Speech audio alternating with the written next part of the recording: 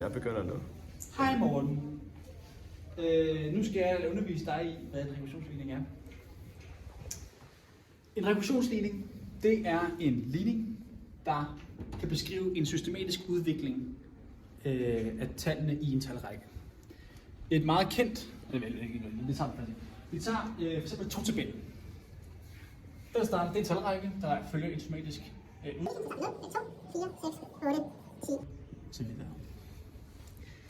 Systemet i den her udvikling her, det er, at vi plusser med 2 ved hver trin. Jeg skal lige forklare, hvad en meget vigtig variabel er, og det er y til n. Vi har en talrække, og den kalder vi for y. Det er vores talrække. Talrækken y. Y følger en variabel. Tallene i talrækken følger variablen n, som normalt skriver som n er lig med 0, 1, 2. Og det her refererer til den pladsholder i talrækken, som vi er interesseret i. Så det første tal i en talrække, i et tilfælde så i talrækken y, så det første tal, det er 0, så vil det være vores y0n, hvor det så vil være y0. Så det er det første tal i vores talrække. Det næste tal i vores talrække, hvor n er lig med 1, så vil det her, vores total, som er det næste tal i vores talrække, så vil beskrevet med y1. Cool. Når man beskriver en udvikling af en talrække, så tager man ligesom og kigger på, hvad bliver det næste tal i vores talrække. Og det afhænger af, hvad tallet før var. Her afhænger, hvad værdien her skal være, af hvad værdien før var, plusset med 2. Så vi siger, at det næste tal i rækken vil være tallet før, plus 2. Wow! Nu er jeg her. Den her talrække her, tabellen, det er en partikulær løsning til den her rekursionsligning. Og det er fordi, udviklingen af tal, den er plus 2 hver gang, men hvis jeg startede på en værdi, der var 7. Så hvis du siger, for at finde det næste tal, det er så vores y0. Hvis du gerne vil finde kan finde y1, fordi det er så y0 plus 1, så det vil så blive y1. Det næste tal i rækken. Y1. Så skal vi tage tallet før, vores y0, som var 7, plus det med 2. 9. Hvis nu vi gerne vil finde den næste tal i rækken, så vil det blive y2. Så skal vi tage tallet før, y1, som var 9, plus med 2. Så y2 er lige med 11. Og du kan godt se her, at udviklingen er den samme. Den bliver to større hver gang, men tallene er forskellige.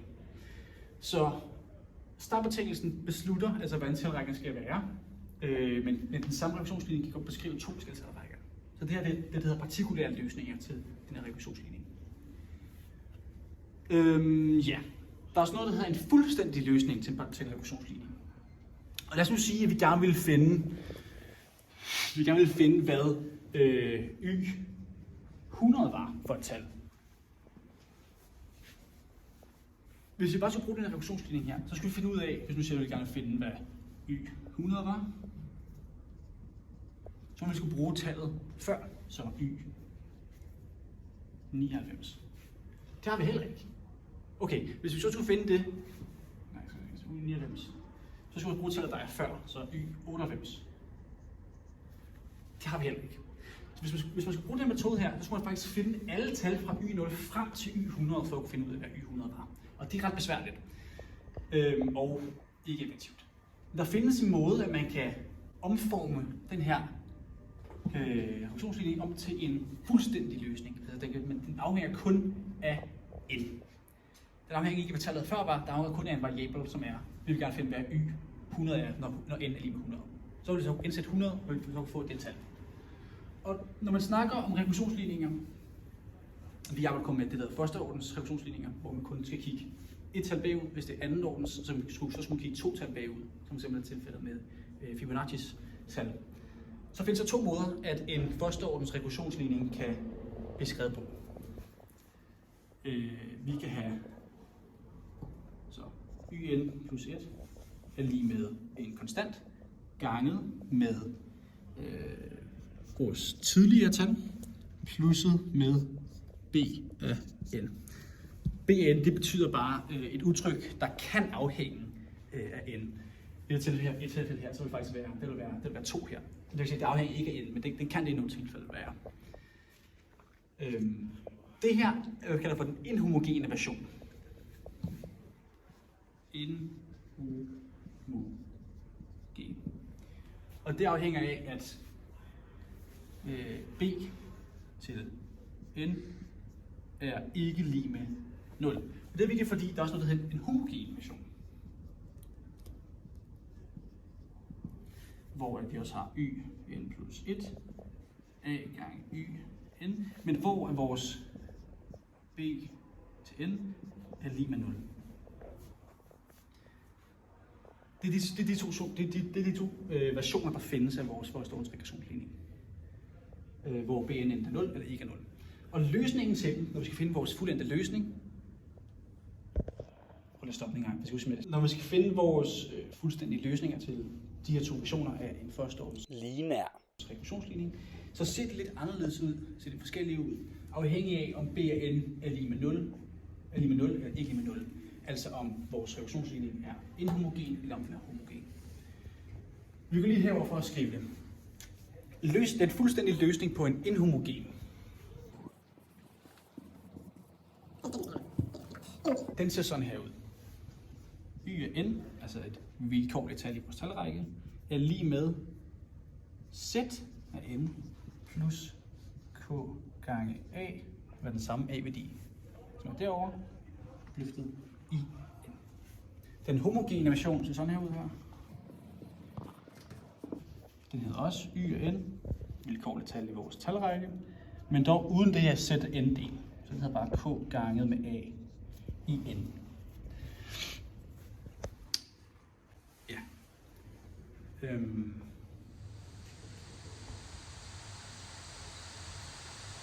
Ja. Måden vi kommer fra vores homogene, jeg starter lige med en homogen, og så er en homogen bagefter. Måden vi kommer fra vores homogene forestående regressionsligning hen til vores løsning, det har vi ikke fået bevis på, eller så findes beviset ikke. Jeg vil se, hvad fanden det var. Men Morten, du gav et eksempel på, hvis vi har taget et lån på en vis mængde penge, så skriver det her til venstre. Vi skal nu beskrive en ny talrække, det kalder vi også for y. Den her talrække skal beskrive et lån, vi har taget, og hvor stort lånet er, hver gang der bliver tilsat en rente på, som vi så skal betale endnu mere. Når vi tager lånet, så lad os sige, at vi bruger lånet 100.000 kroner. Så siger vi, at vores 100.000 kroner, det kalder vi for S. Det er det, der så er Y0. Det er vores første beløb i talrækken. Det er S, det er 100.000 kroner. Når vi så skal putte renter på, og vi skal finde ud af, hvor meget det er efter vi har talt renter, det vil så blive vores Y1 og Y1. Og det vil så være et eller andet, og det ved vi så ikke, hvad er. Pointen er, at vi starter med vores lån. Vi skal finde ud af, hvad vores næste tal skal være. Så vil vi så sige, at vores yn plus 1 vil så være lige med vores stambetingelse, ganget med den rente, som vi skal putte på vores lån. Og det her, det ligner fuldstændig et homogene regressionsligning, vi har herovre. Hvis vi siger, at renten ligger på 10%, så vil sige, at vi skal gange det med 1,1110, så finder vi så ud af, hvad der er tilbage af vores beløb. Antager, at vi ikke betaler dem tilbage på vores beløb. Vi giver dem nogle penge, de bare ved med at akkumulere. Så finder vi ud af, hvad der sker efter første termins. Ja. Så det her er et udtryk for, hvad vores beløb, eller vores lån vil være akkumuleret til, efter at vi har puttet renter på en enkelt gang. Lad os så sige, at det vil så være vores y1. Lad os så sige, at vi gerne vil finde ud af, hvad næste var. Så y1 plus 1, det vil så være y2. Så vil vi så skulle tage det beløb, vi har fået her, og igen putte 10% på. Det gør vi så igen. Y3 for næste termin hedder det. Igen gange vi med 10% ekstra på. Og hvis nu vi kan finde ud af, hvad sker der så om n-terminer, så skal vi have ganget med et antal af 1,10, som refererer til, hvor mange gange der er sket en termin, hvor mange gange vi skal have puttet nye renter på. Vi skal altså have ganget med vores rente, gange med sig selv, n gange. Det er det samme som at sige det, hvor vi siger 1,1 gange med 1,1 gange 1,1, altså n gange. Så det er antal terminer, der har fået lov til at ske, som har fået lov til at få vores lån til at blive endnu større. Så for at finde ud af, hvad beløbet vil være efter n terminer, så tager vi altså vores startbeløb, hvor meget det ændrer sig per termin, og den skal vi gange på det hele udtrykket her. Det er antal gange, som terminen tillader. Altså alle de gange, hvor der skal puttes ny rente på. Og nu er vi faktisk nået til et udtryk her, som ligner vores fuldstændig løsning. Det eneste forskel der er, at vi har skrevet K, og heroppe står der S. Cool!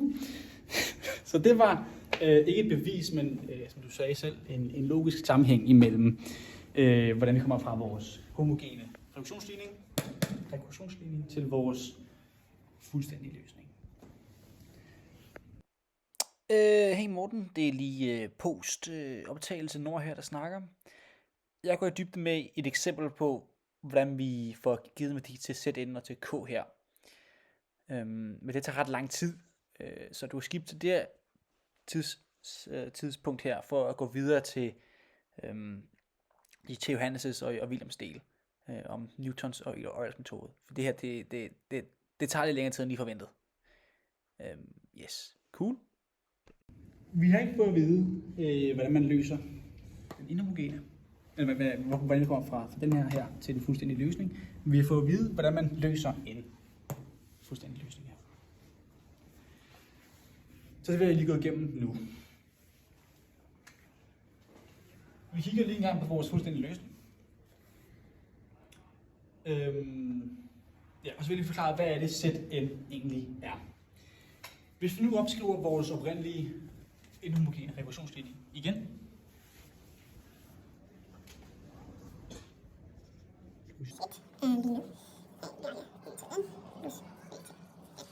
Det som Zn det er en specifik tal i vores talrække, i vores talrække y. Så Zn bliver den specifikke talplads i vores talrække, og vores resultat bliver så også afhængig af, hvad vores Zn er. Det er så vores Z. Næste tal efter vores Zn, det bliver så vores Zn plus 1. Så Zn, det er pladsholderen, den tidlige pladsholder i en specifik løsning af den oprindelige rekursionsligning. Ja. Okay, cool. Når man skal løse, finde ud af, hvad Zn skal være, så har du typisk, eller så har du altid fået at vide, hvad A er og hvad B af N er. Vi siger bare lige, at A det er lige med 2, og vi siger også, at B af N er lige med 2. Fedt. Lad os sige, at det er i vores rekursionsligning her. Så det er 2 gange med Zn plusset med 2. Cool. Nu har der så været nogle meget klogere mennesker end os, der har fundet ud af, at man kan finde ud af, hvad Zn skal være, ved at gætte på, hvad man tror, hvilket format man tror, Zn findes i. Hvad betyder det? Det betyder, at man kan gætte på, om Zn er en konstant, eller om det er en konstant gange med n, eller noget helt tredje. Og for at finde ud af, hvor vi skal starte med at gætte henne, så kigger man typisk på, hvad b af n var, og det er selv en konstant. Så nu laver vi den antagelse, som er, at Zn er lige med en konstant. Cool. Lad os indsætte det i vores ligning her. Så Zn plus 1 er lige med 2 gange en konstant plus 2. Det der så er specifikt, når vi gætter på, at Zn er en konstant, så er det også, at vores Zn plus 1 faktisk bliver præcis den samme konstant. Og det er fordi, Zn beskriver et given talplads i vores talrække. Så den beskriver faktisk alle talpladser i vores talrække. For det er ikke en specifik en. Men hvis alle tal i vores talrække er lige med den samme konstant, så vil tallet efter en given talrække, efter en given tal i vores talplads, jo være lige med den samme konstant. Selv den, der beskriver alle tal i talrækken, er en konstant. Det næste tal efter det tal vil være den samme konstant. Så vi kan også udskifte den her med C. Nu skal vi isolere C, så vi finder ud af, hvad en værdi for C kunne være. Vi kan starte med at trække C fra på begge sider. Så vi siger minus C. Så siger vi, så C minus C bliver så 0. Og 2 gange C, det er så bare C plus C. Det er bare så til et enkelt C. Og så står så også plus 2. Ja. Cool. Så for lige at isolere C en gang, så minuser vi så med 2. Så minus 2 er lige med C. Rigtig fint. Nu har vi fundet en værdi for C. I nogle tilfælde, så vil der ikke ende med at stå en ligning, som er sand. Og hvis der ikke gør det, så betyder det, at din antagelse tidligere har været for simpel.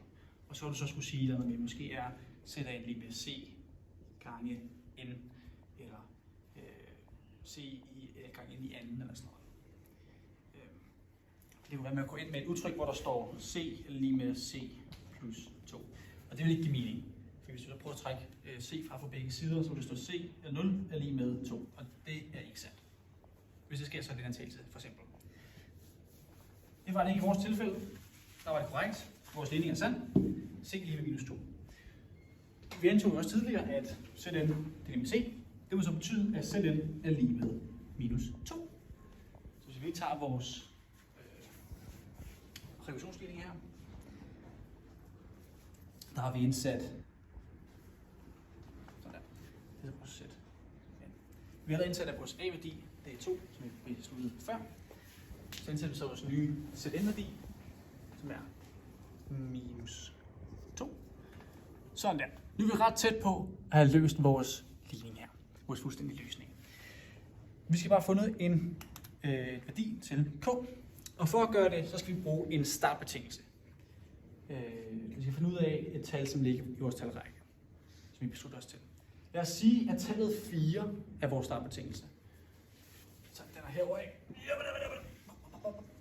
Hvis vi siger, at y0, altså det første tal i vores talrække, er lige 4, så kan vi sige, dertil 4 er lige med minus 2 plus k ganget med a i ente, og n er det her tilfælde 0. Og så er vi, vi har fundet det 2. Sådan der. Nu har vi altså bare en linje med en ubekendt. Vi kan bare lige isolere for k. Det vil blive,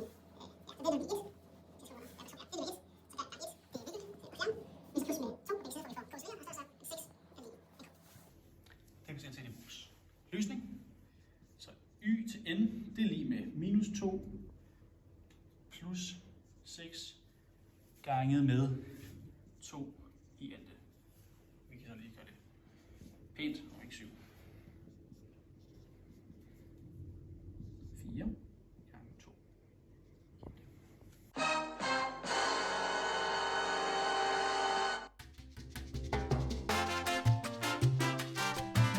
Alt jeg gør nu, grunden til, Morten, at vi klipper væk så mange gange, det er fordi, jeg ikke kan finde ud af at lave matematik. Så vi har lige Johannes her på sidelinjen her til at rette det. Anyways, we back. K lige med 6. Rigtig godt. Vi putter det ind i vores ikke færdige fuldstændige løsning. Y til n er lige med så vi fandt ud, det var minus 2 plus parentes, meget vigtigt, det var det, jeg glemte før. 6 ganget med 2 i ente.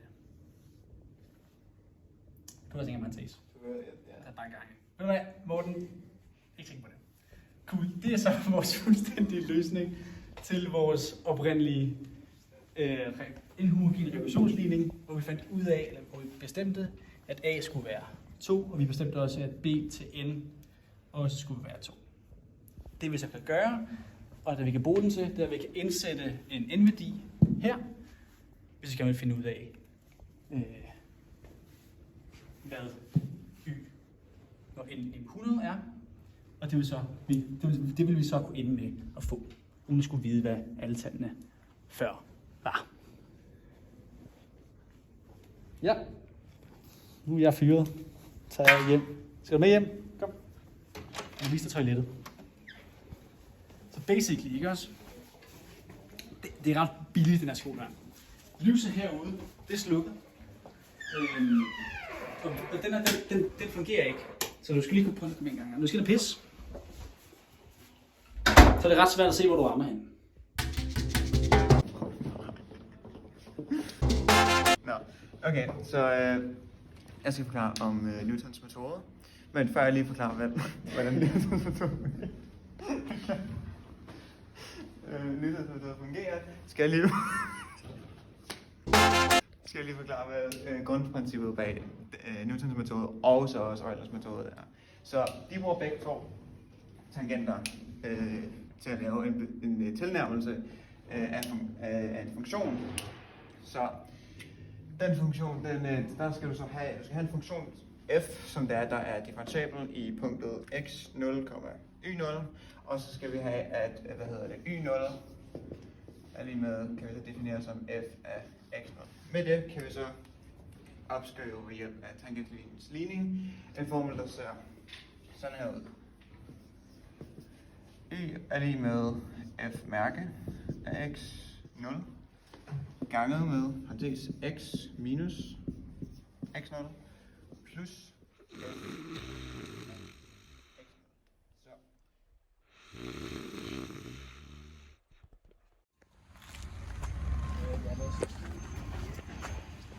Hvad laver du, Morten? Hvad laver du?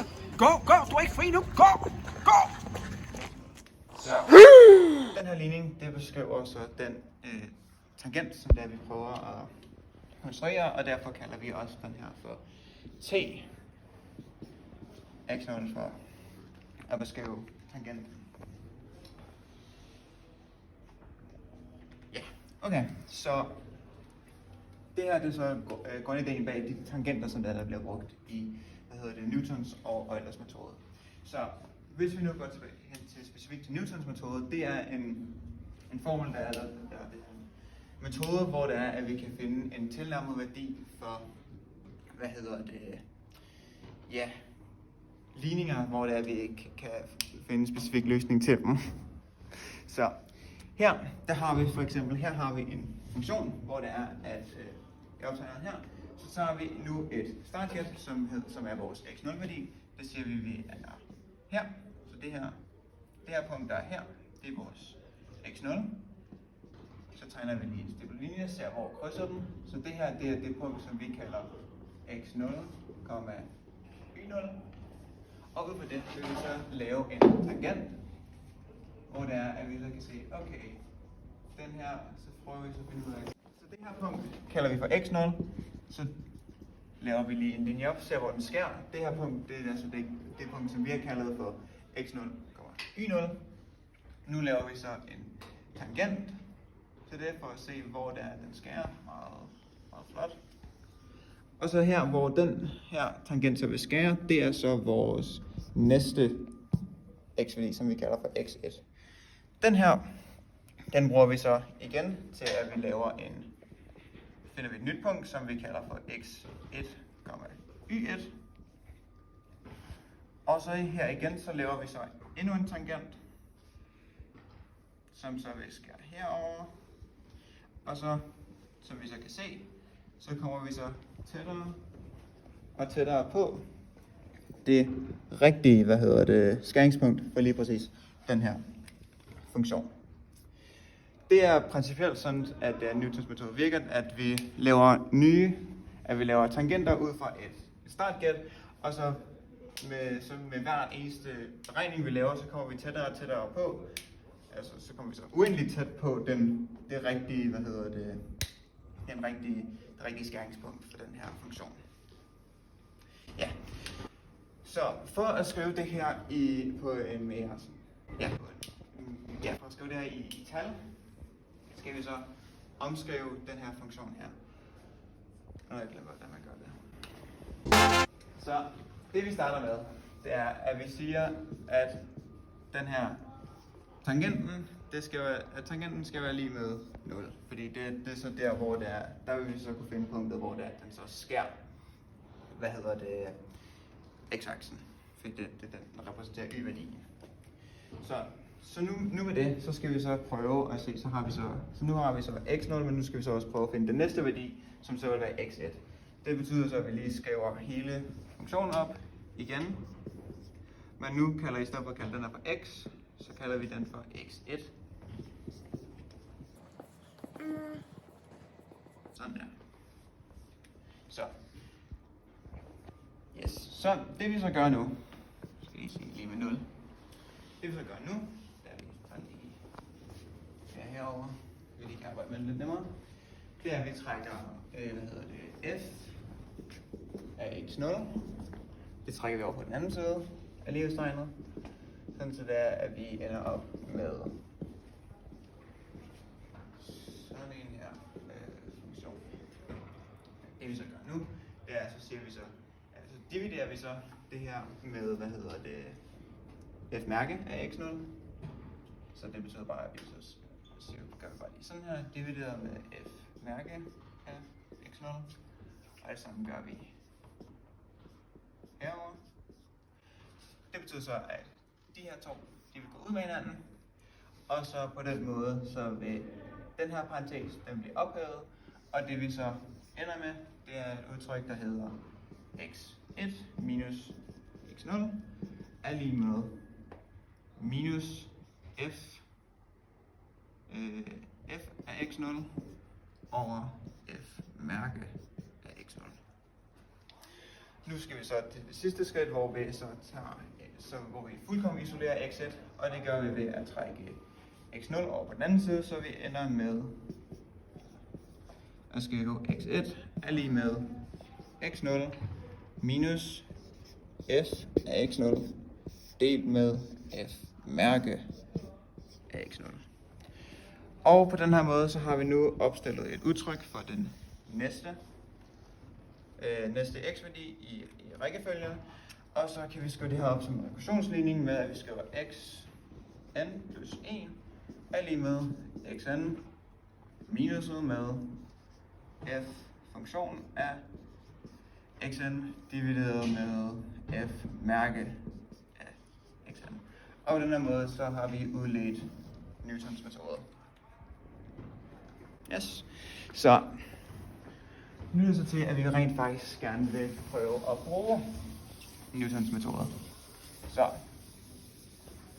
for at gøre det, så har vi taget et eksempel, hvor det er, at vi har en funktion, som vi kalder f af x er lige med x i anden minus 2.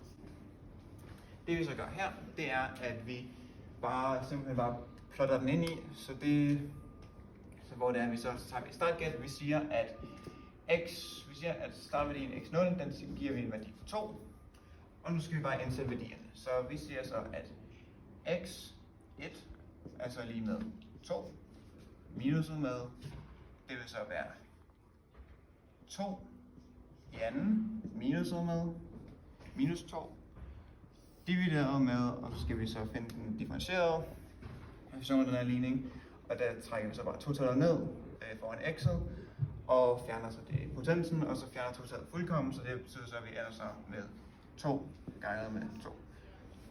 Det her kan man så også, så det er det så det samme som at sige 2 minuset med 2 delt med 4, eller en halv, og derfor ender vi så med, at vi har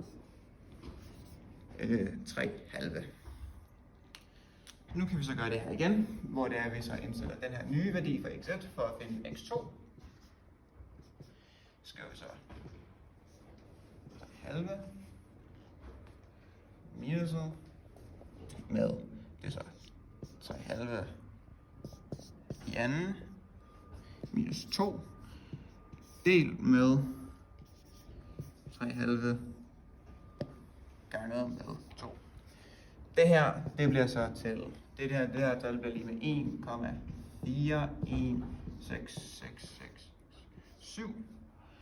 Og dermed kan vi så se, at vi faktisk kommer tættere og tættere på den rigtige værdi af kvadrat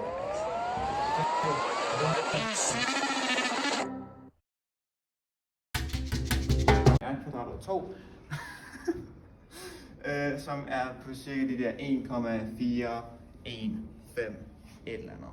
Eller 1,414 og så en masse andre decimaler. Så det her det er så et bevis på, at vi så faktisk gradvist kommer tættere og tættere på den rigtige løsning af den her funktion. Og så der har vi bevist, at Newtons metode fungerer.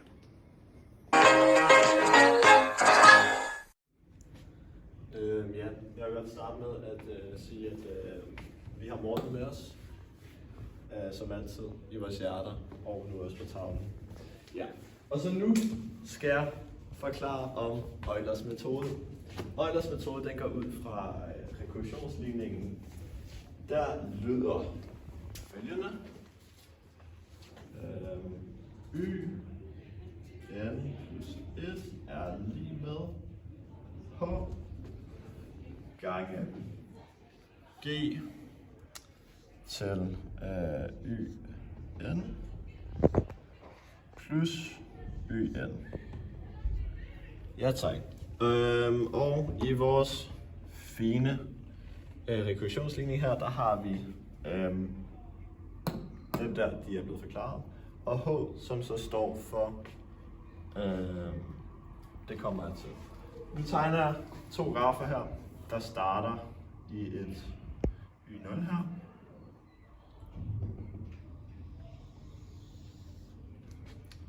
Ja.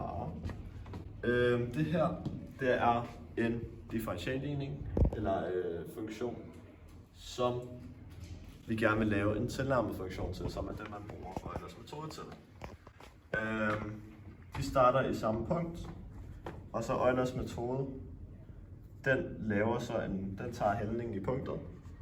Den laver en tangent her, og så laver den en streg med samme hældning ud til en vis h-værdi, som var den, vi havde over i ligningen. Så hvis vi nu skriver h1 her.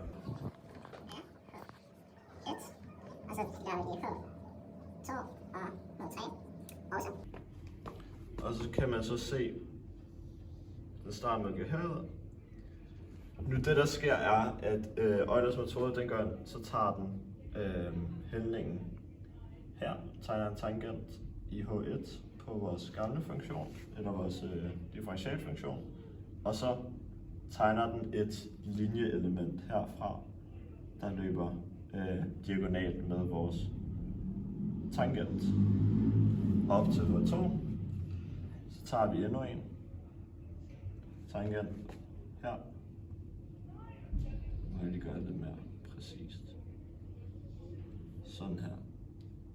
Og så har vi en tilnærmet funktion. Den tilnærmede funktion, den kan jeg skal lidt højere op, så vi faktisk rammer på 3. Sådan der. Det er bra. Okay. Ja.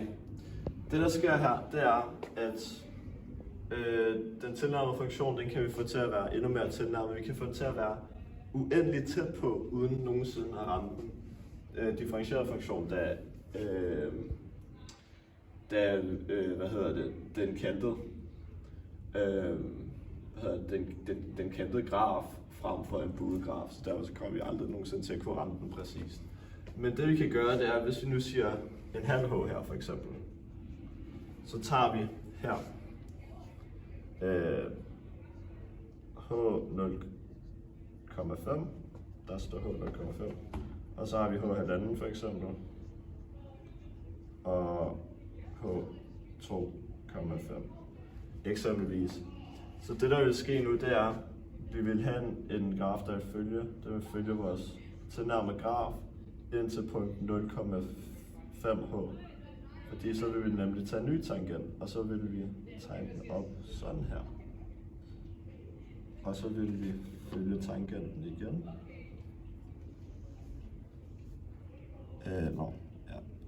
Til en halvanden h hertil.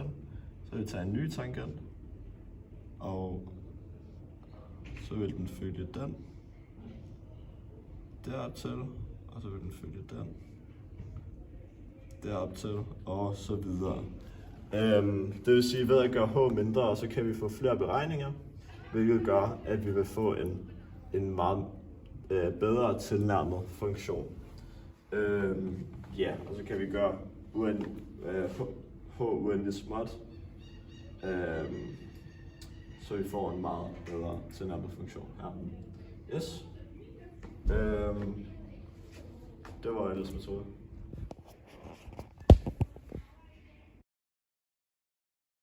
お前はもう死んでいる。何？もうは匠で